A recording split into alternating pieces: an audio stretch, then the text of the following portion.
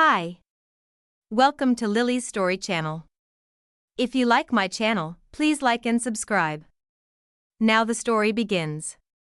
I was only giving my boyfriend the silent treatment for 3 days, but he ended up marrying my best friend. Furious, I stormed their wedding with a baseball bat. Just as they were about to call the police, the billionaire appeared, offered to cover all the wedding damages, and made me an offer I couldn't refuse: to become his personal bodyguard. Just like that, my destiny was rewritten. A loud crash sounded. The celebratory champagne tower shattered on the floor, and the lively wedding scene fell into silence. I looked around. My boyfriend, who had been giving me the cold shoulder for 3 days, and my best friend of over 20 years were the center of attention at this wedding. At this moment, Adrian was furious, his right hand covering his forehead. Blood trickled through his fingers as he pointed at me with an unflattering expression, cursing loudly. "Michelle, have you gone mad? Do you want to die?" I snorted coldly, gripping the baseball bat tightly as I approached slowly. My best friend Tracy trembled in fear from my icy gaze, instinctively clinging to Adrian's clothes.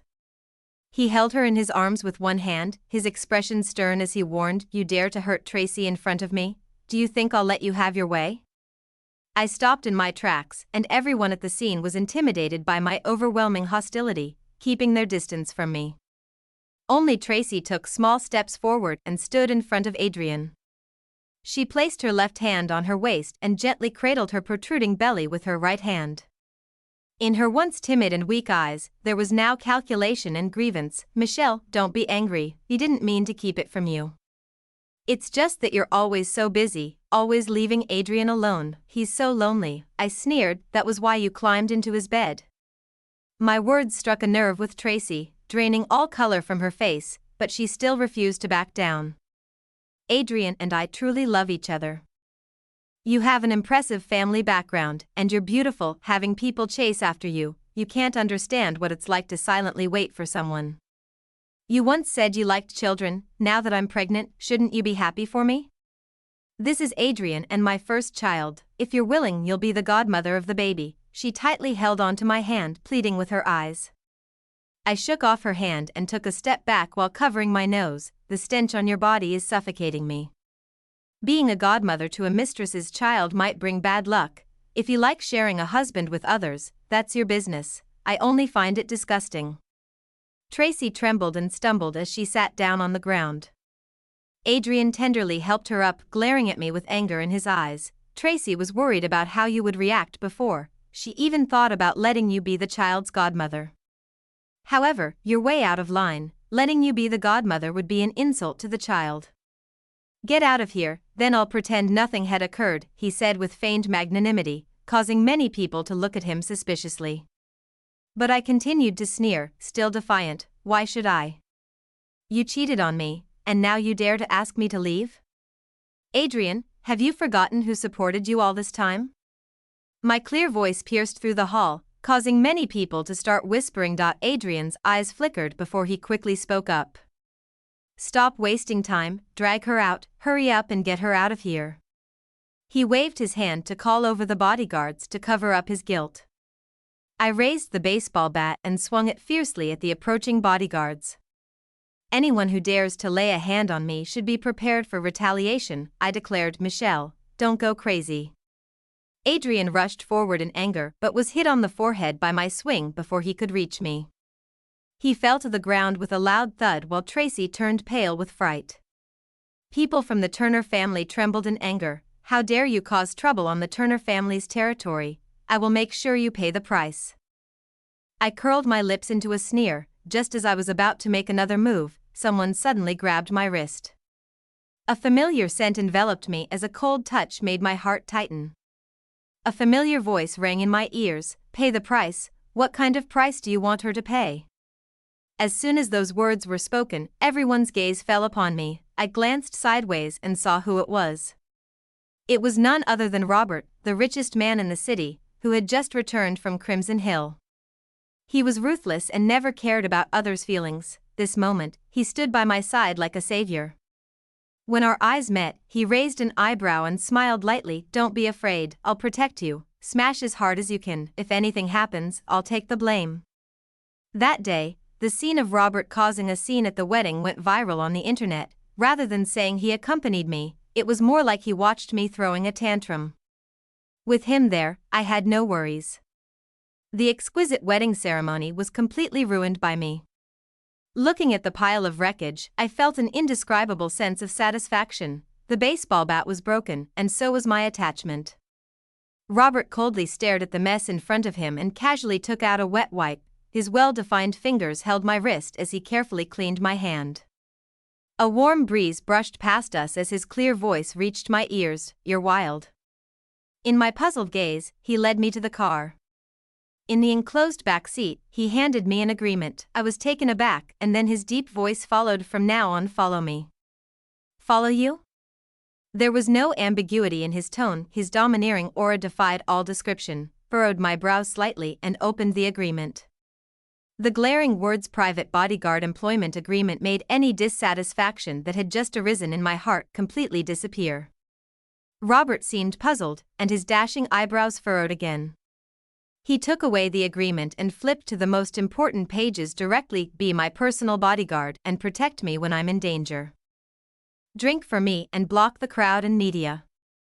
As for salary, I'll give you $3 million per month.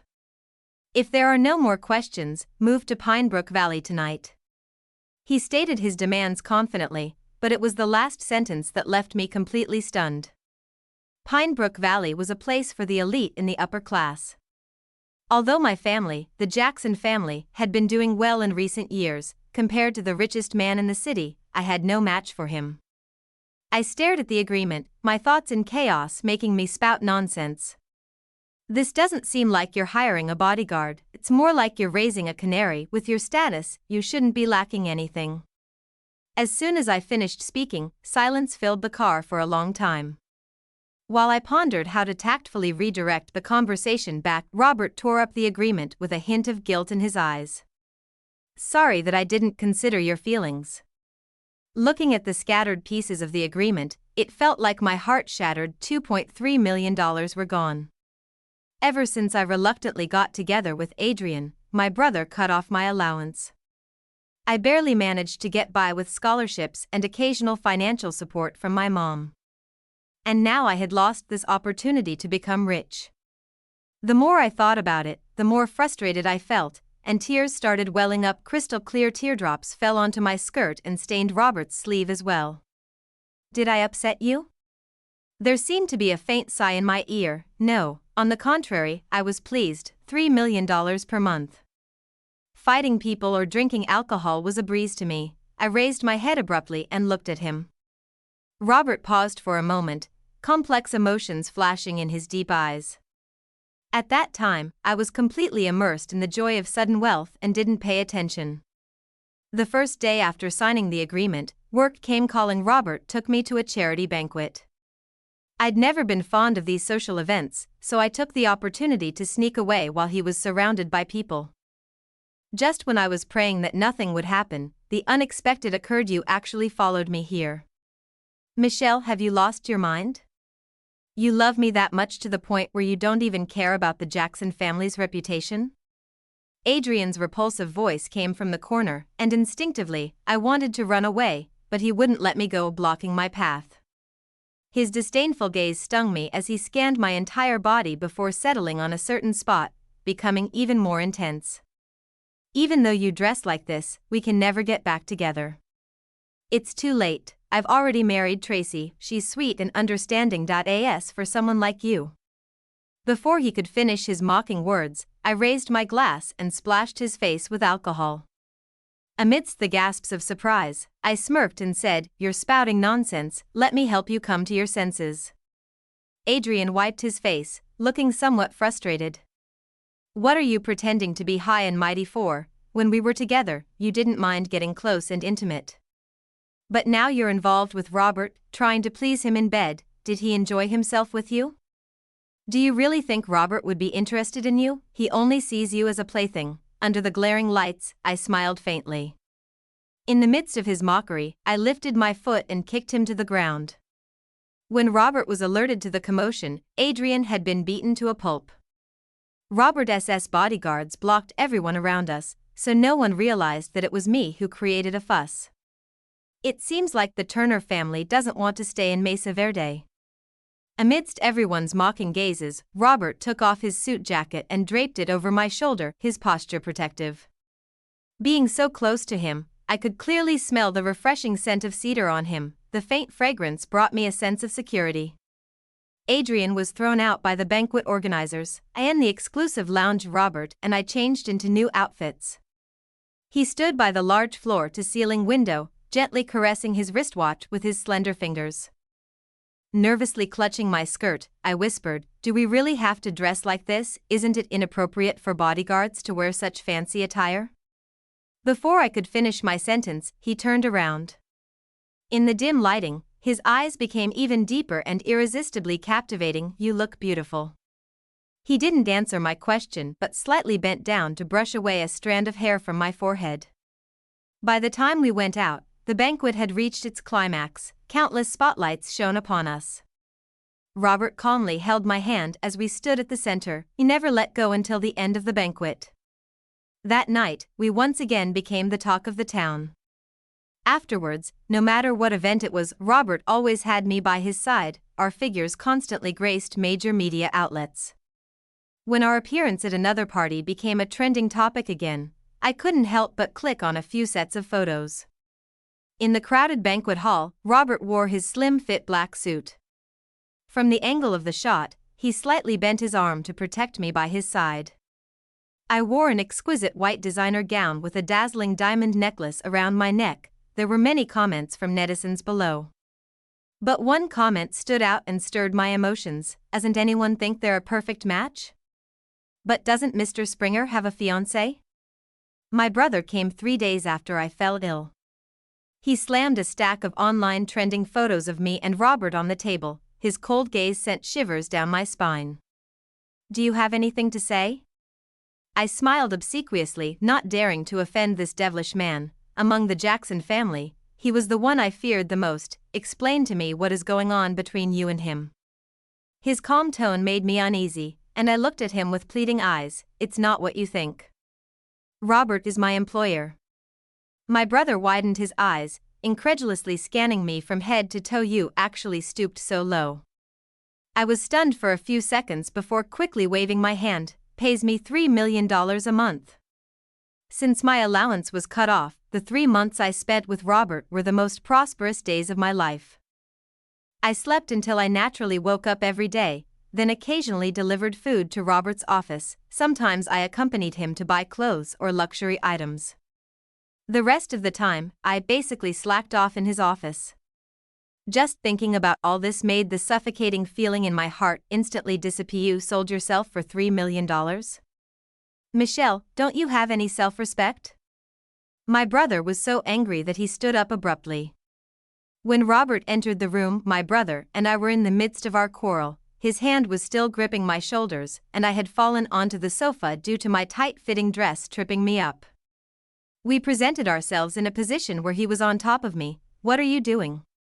After Robert's slightly stiff tone interrupted our fight, we froze in place. "Didn't you say you're sick?" Robert placed a bag on the table, his gaze turning cold as I listened to his questioning. I felt inexplicably guilty. Just as I was about to explain, my brother suddenly pressed down on my hand provocatively. "So you're Michelle's boss? I came here to tell you that she's coming home with me from today onwards. You're fired, Michelle." My brother's casual tone instantly chilled the atmosphere around us. Robert stared at me intently, his eyes filled with frustration and disappointment. Seeing him like this, I somehow felt a sense of unease. "No, I don't want to leave him." As soon as the words fell, the room fell into an eerie silence. My brother raised an eyebrow and glanced at me before snorting and leaving. However, just as he reached the entrance hall, he suddenly stopped in his tracks. "Respect her choice. Mr. Springer, I hope you can handle your own affairs well and get rid of some irrelevant people as soon as possible." After my brother left, Robert looked at me deeply before leaving as well. The room fell quiet again, and I opened the bag to see what was inside. Clearly, exquisite pastries emitted an enticing aroma. It was the food that I had mentioned casually before. I nestled on the sofa, savoring the sweet pastries with small bites.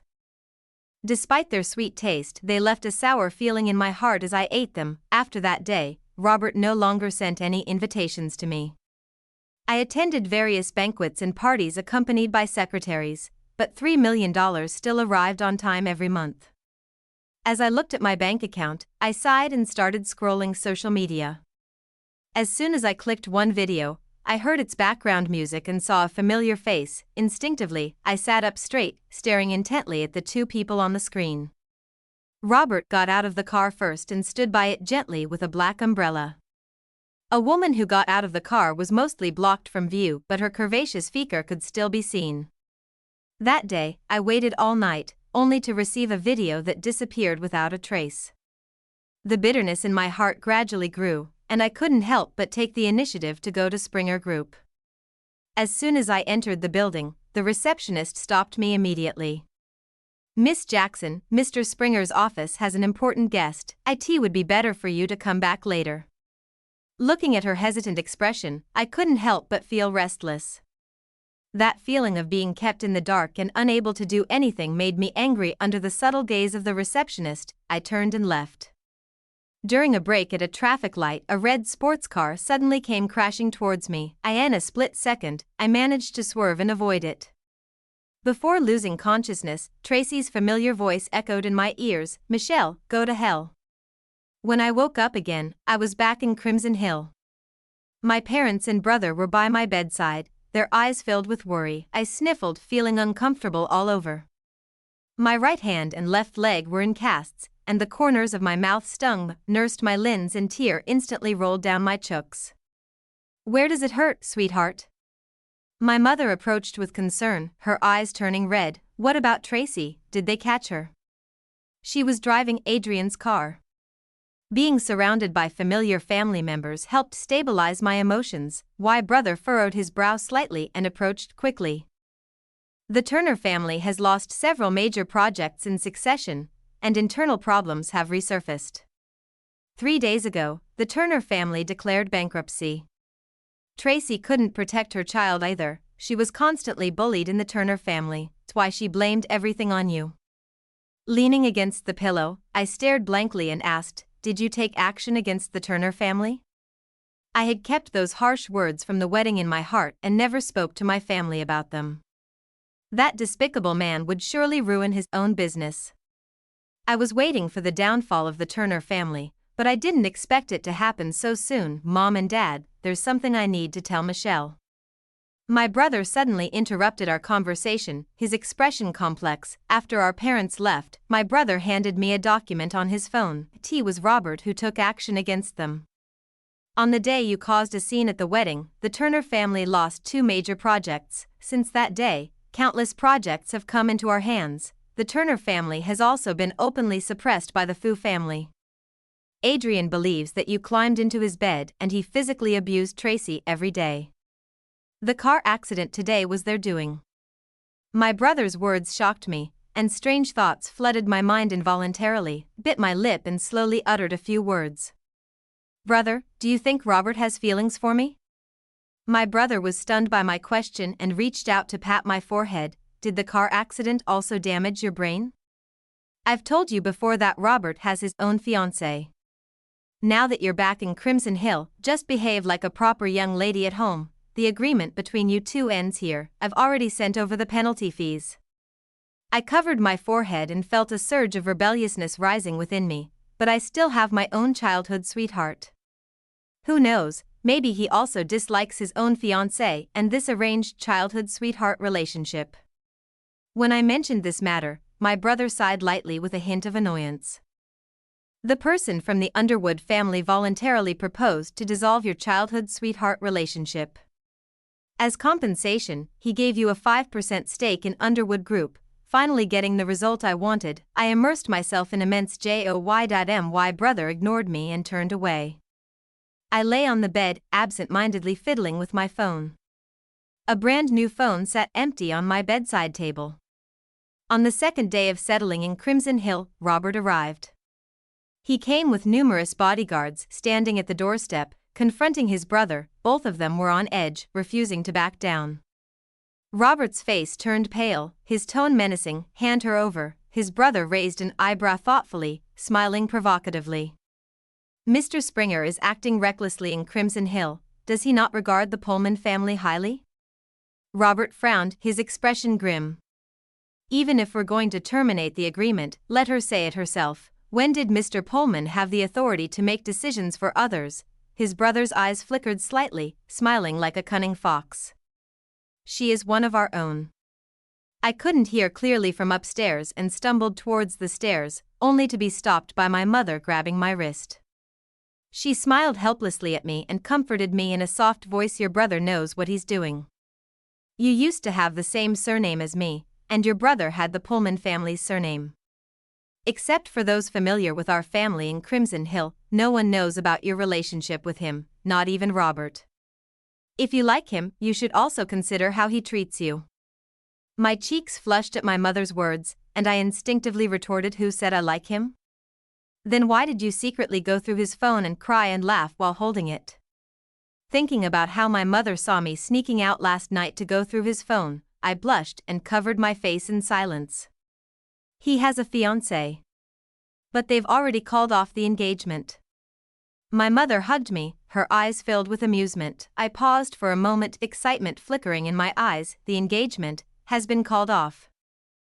So Covering my wildly beating heart, I longed to see the person downstairs even more. My mother flicked my forehead lightly and helped me into the car through the side door. Your brother will help you vet your future husband. Now you need to personally resolve the mess from before. Upon hearing my mother's reminder, my joyous heart instantly calmed down. After a while, we arrived at a secluded abandoned factory. I sat in a wheelchair as my mother slowly pushed me inside. Adrian and Tracy were tied up, both looking disheveled and unable to speak. Wake them up. I spoke coldly, and the bodyguards immediately stepped forward and poured a bucket of ice water over them. Tracy woke up first, followed by Adrian opening his eyes. Michelle? You're still alive.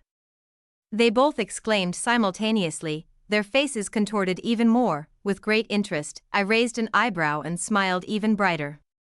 If you're both still alive, why would I be dead? Child, are you okay? Tracy's belly had been large months ago, but now it had deflated. There was no news about this child within our circle. Not even the Turner family mentioned it. Tracy was like an enraged cat whose tail had been stepped on. She immediately bared her teeth and cursed. You bitch, it's all because of you, you killed my child. It was you who shamelessly seduced Robert and made him willingly give up on the heiress of Crimson Hill's Pullman family. You even made him give up so much wealth. It was all you, you whore. Why aren't you dead yet? Her eyes were red and swollen. The words she spoke shocked me immensely. Urgently pushed the wheelchair and stopped in front of her. With a slight curl of my finger, the bodyguards immediately pressed down on her head, questioning her sternly. Tell us how you know all this.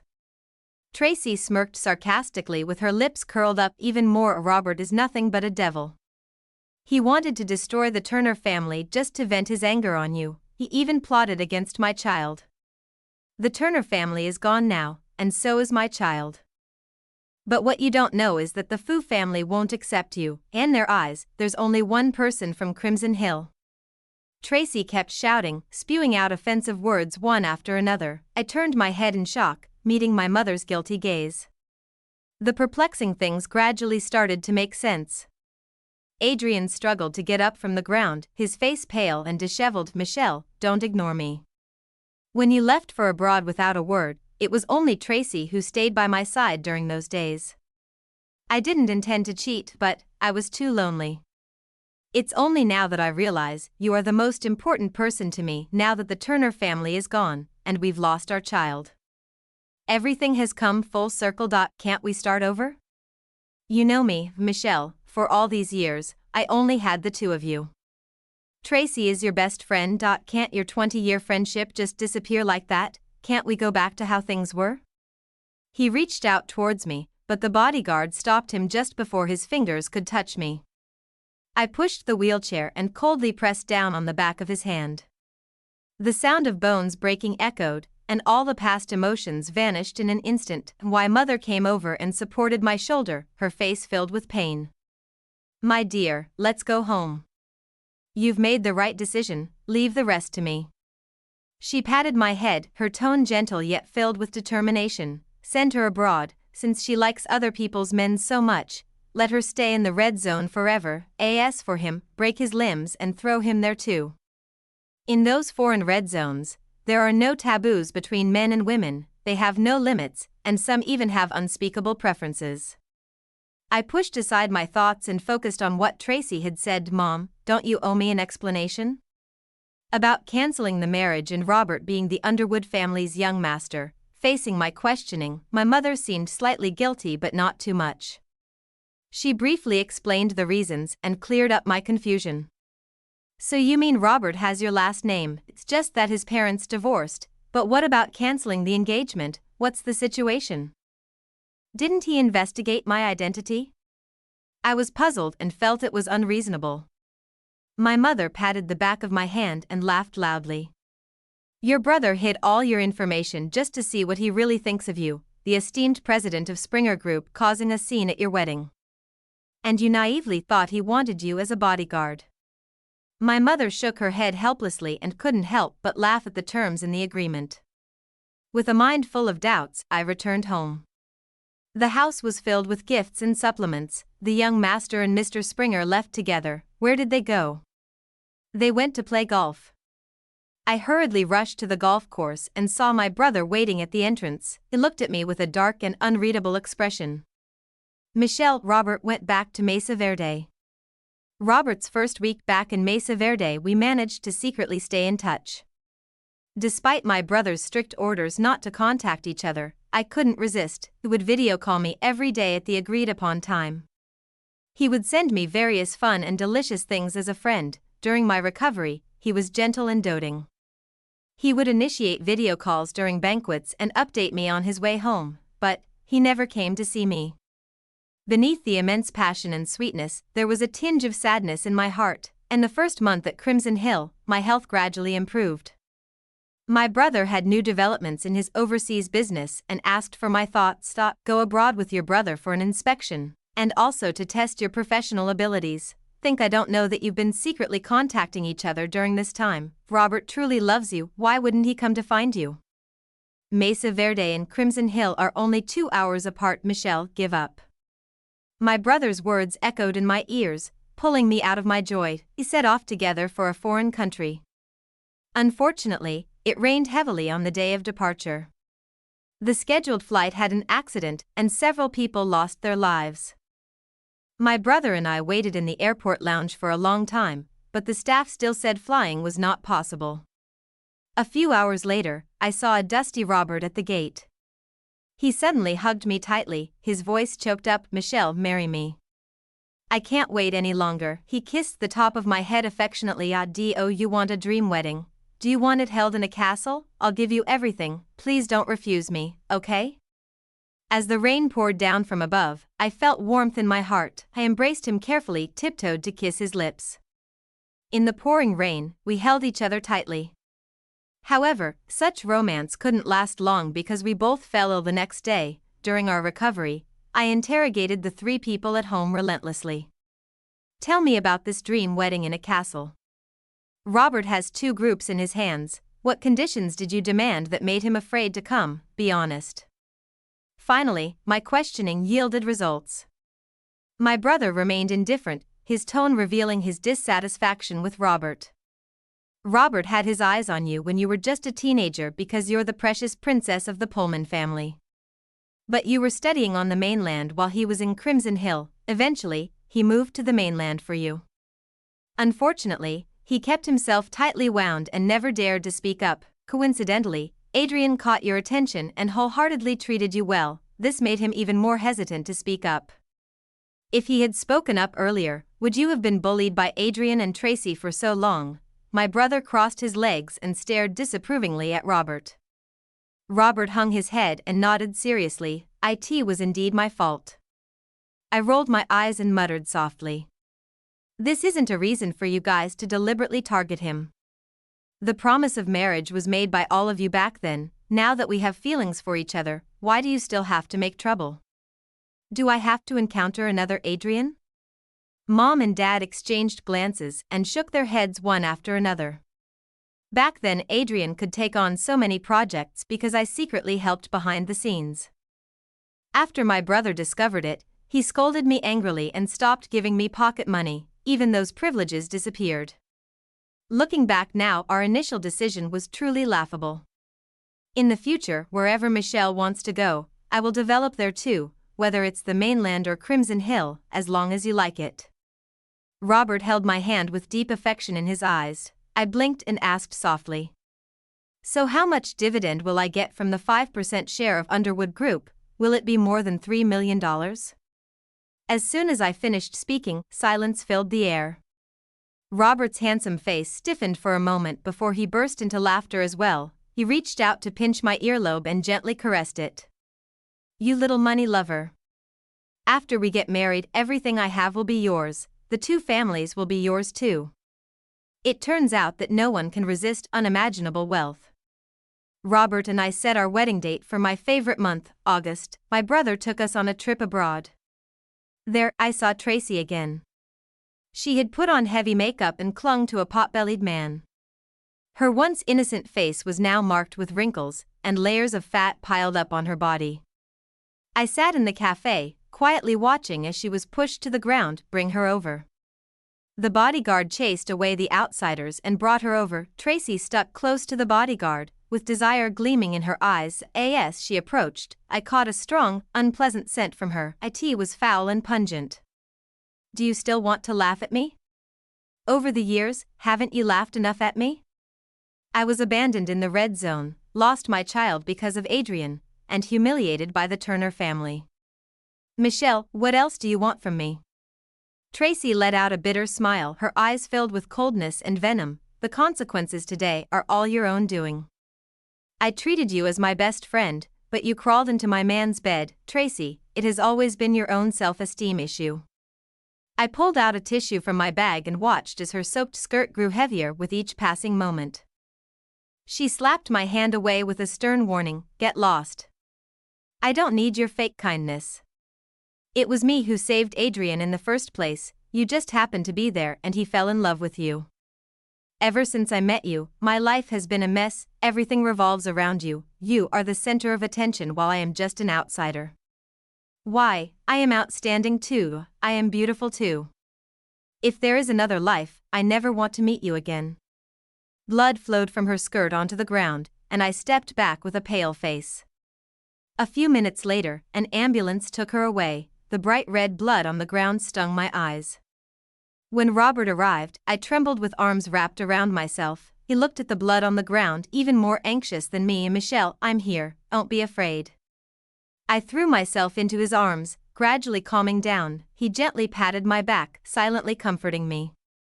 Only when I had completely regained my composure did we join my brother. On the way back, my brother revealed the outcome. Tracy is in poor health. The child was too big and she couldn't deliver. I loosened my grip on my fingers and dropped the tablet onto the floor. The wedding dress image that I was looking at flashed before me, turning into a red cheongsam.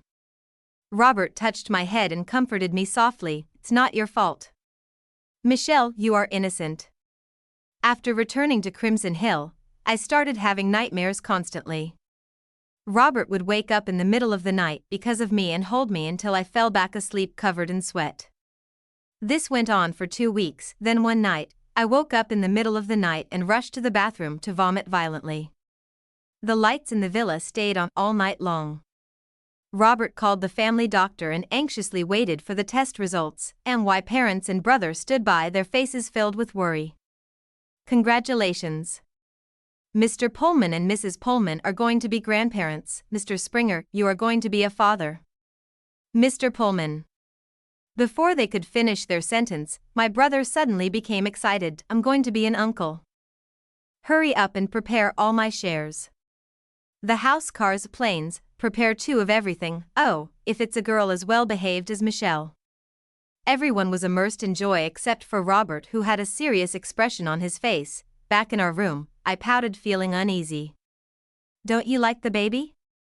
He held onto the doorknob tightly, his body stiffening. The air gradually became tense, angry. I got up from the bed barefooted and walked towards the door. Robert quickly grabbed me and held me tightly. His eyes were red-rimmed. I love our baby.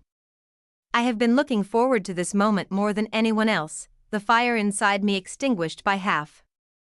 I glanced at him sideways and sneered while shaking my head. Oh really? Then why didn't you say anything earlier? Why did you have such a cold expression and remained silent? Do you not like this baby? Or do you not like me? Or do you regret getting engaged? Robert hugged me tighter and buried his head slowly into my neck. His warm breath sprayed on my neck, tickling me until I couldn't help but push him away, but he unusually didn't move an inch. It wasn't until warm tears slid down my neck that I froze in place instantly. That day when I received your call, I rushed over immediately.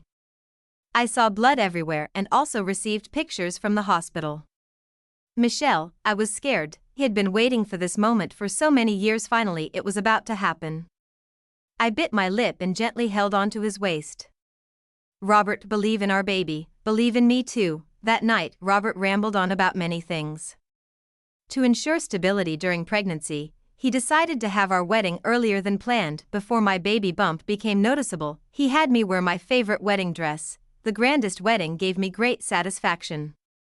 After getting married, Robert kept a close eye on me at all times. Any potential danger would trigger his anxiety. For 9 months straight, he lost 30 pounds due to stress alone. On the day of childbirth, I was in excruciating pain on the operating table while Robert collapsed outside the door with a loud thud. When our daughter turned 1-year-old, Robert and my brother spoiled her endlessly. She earned herself the title of Little Tyrant of Crimson Hill. Today's story is over. Thank you all for listening.